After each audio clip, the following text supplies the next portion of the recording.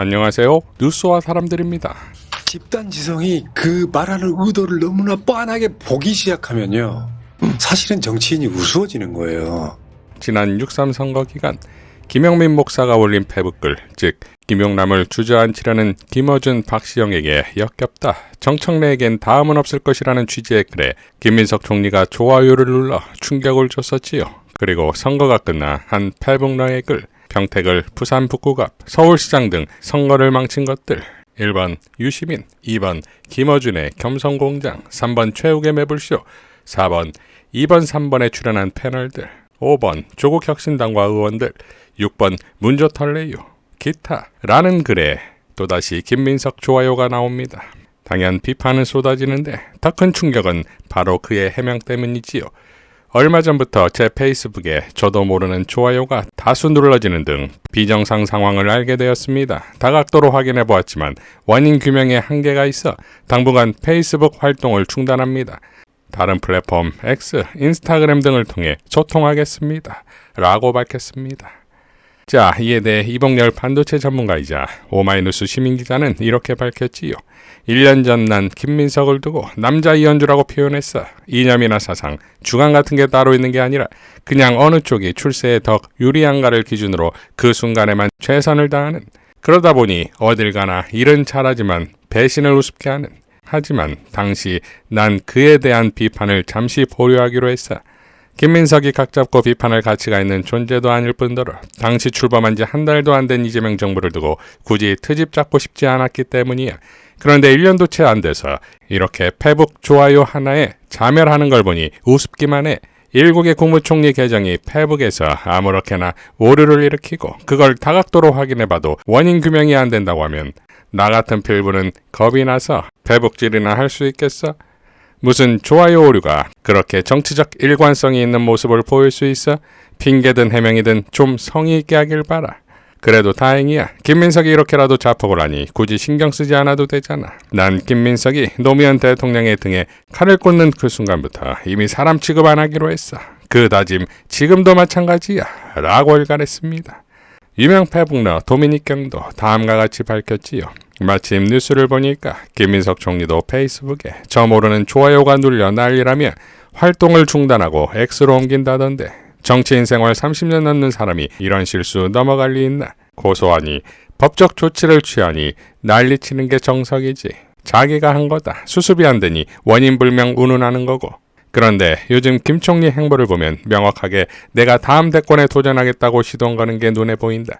이 모습이 왠지 과거 이낙연이 하던 짓과 묘하게 겹쳐 보인다. 당시 조국 까내리면서 자기가 대권 후보 되겠다고 앞장서서 설치던 딱 그 모양새다. 하지만 역사가 증명하듯 이런 부류는 늘 온갖 고초 겪으며 밑바닥에서부터 치열하게 밟고 올라온 이재명 같은 진짜 배기한테 호되게 처맞는 게 정해진 운명이다. 사실 이번 선거도 자칭 친명 운운하던 것들 때문에 이 꼬라지가 난 거다. 냉정하게 말해서 지금 민주당에 진짜 이재명 개파라고 할 만한 사람들이 어디 있나. 상황 바뀌면 가장 먼저 배신하는 놈들이 바로 지금 자칭 친명이라고 설치는 자들이다. 이재명이라는 호랑이 등에 올라타서 정작 지들끼리 자기 개파 만들고 지분 챙기려고 눈이 멀어 난리치다가 이번 선거를 이 모양 이 꼴로 만들어 놓은 거다. 노무현 배신하던 그때와 달라진 거 하나도 없다. 자, 국무총리의 페북이 원인모를 작동을 했다면 수사감입니다.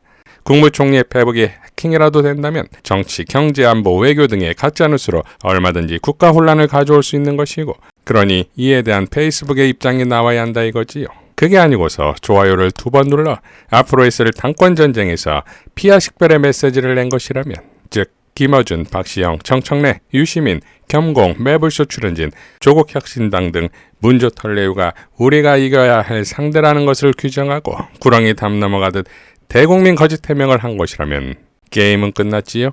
자, 이런 와중에 송영길 의원은 국립 5.18 민주묘지를 참배한 후 기자들과 만난 자리에서 당대표 출마 유무 질문에 이렇게 발언했습니다. 당대표 출마 의사는 있으신 건지? 그는 일관되게 말씀드린 것처럼 저는 일단 정청래 당대표가 이 전체 책임을 지고 어떻게 거친 걸 보겠습니다.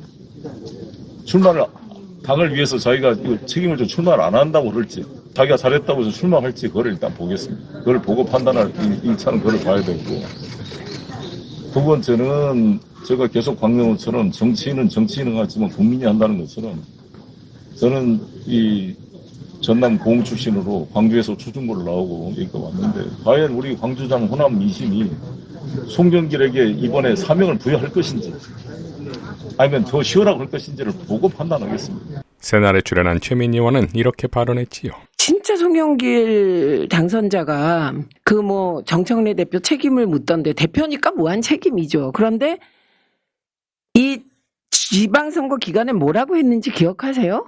당대표 나갈 것이냐라는 취지의 기자 질문에 그러니까 호남의 결과가 결정에 영향을 줄 것이다라는 취지로 답을 합니다. 그게 전북이었어요. 내용상으로. 그러면 지금 제가 거꾸로 묻죠. 그러면 전북에서 이원택 후보가 이겼다. 김관영이 아니라. 그러면 김관영을 지지한 송영길 당선자는 어떤 책임을 지실 거냐? 저는 오히려 이게 더 근본적인 질문이 돼야 된다고 보는 거예요. 아이고, 내가 진짜 송영길 대표에 대해서는 하고 싶은 말 100개 중에 90개를 참고 있거든요. 그게 뭐냐면 내가 내 자리에 맞는 내가 해야 될 역할이 있어요. 근데 집단지성이 그 말하는 의도를 너무나 뻔하게 보기 시작하면요. 사실은 정치인이 우스워지는 거예요. 자, 이런 와중에 정청래 당대표의 패북글이 흥미롭지요. 나는 잠시 머문 바람, 산은 오래 서 있어도 스스로 덥다고 말하지 않고 강은 먼 길을 흘러도 어디에 닿는다 말하지 않네. 사람의 마음만이 끝없이 묻고 또 묻는다. 무엇을 얻으려 이 길을 걷는가? 허공에 흩어지는 숨결. 바람은 빈 들을 지나며 아무것도 남기지 않고 구름은 하늘을 떠돌아도 어디에도 머물지 않네. 붙잡으려 쥔 두 손 안에 남아있는 것은 없고 비워진 마음속에 세상이 들어오네. 살아간다는 것은 무엇을 더하는 일이 아니라 한 겹 한 겹 내려놓는 길이었네. 낙엽 하나 떨어지면 숲은 다시 고요해지고 물결 하나 지나가면 강은 다시 맑아지네.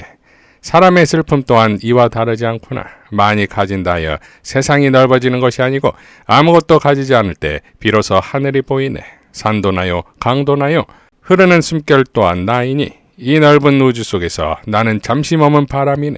바람이 되고 흙이 되고 다시 자연으로 돌아가네. 자, 잠시 머문 바람이라는 건 당대표 자리의 연임이 권력력이 아니고 당원들의 쓰임이 있다면 기꺼이 쓰겠다는 오로지 단심의 의미가 아닐까요?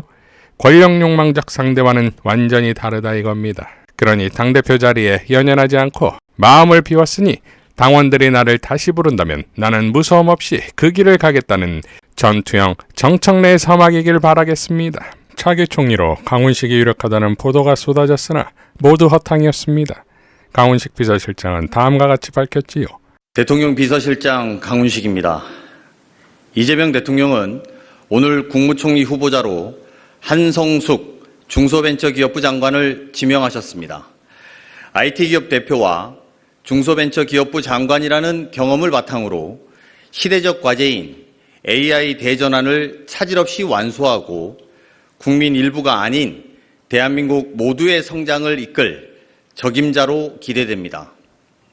한 후보자는 평범한 직장인으로 출발해 굴지의 디지털 기업 수장에 오른 입지전적인 리더입니다.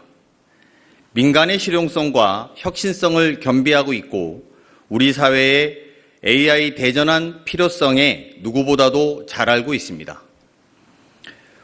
후보자는 장관으로서 속도와 성과, 현장을 강조하며 중소벤처와 소상공인 등 모두의 성장을 위해 노력해 왔습니다. 그 결과 중소기업 수출 역대 최대치 달성, 창업 생태계 활성화 등 실질적 성과를 창출했습니다. 이러한 후보자의 혁신성과 중기부 장관으로서의 경험, 그리고 국무총리라는 기회가 더해진다면 반도체 호황과 수출 증가가 견인한 한국 경제의 성장을 중소기업, 소상공인, 골목상권 등 국민 모두의 성장으로 전환시킬 수 있을 것입니다. 후보자는 AI 혁신과 또 글로벌 복합 위기를 마주한 국가전략 대전환기에 국민 모두의 성장과 민생을 책임질 적임자라고 판단했습니다. 또 아까 말씀드린 것처럼 중기부 장관으로서 속도와 성과, 현장을 강조하면서 다양한 성과를 만들어 왔습니다. 그 바탕에 민간에서 쌓은 혁신 마인드와 개혁 의지, 그리고 모두가 성장해야 된다는 상생의 철학이 있었다고 저희는 평가하고 있습니다.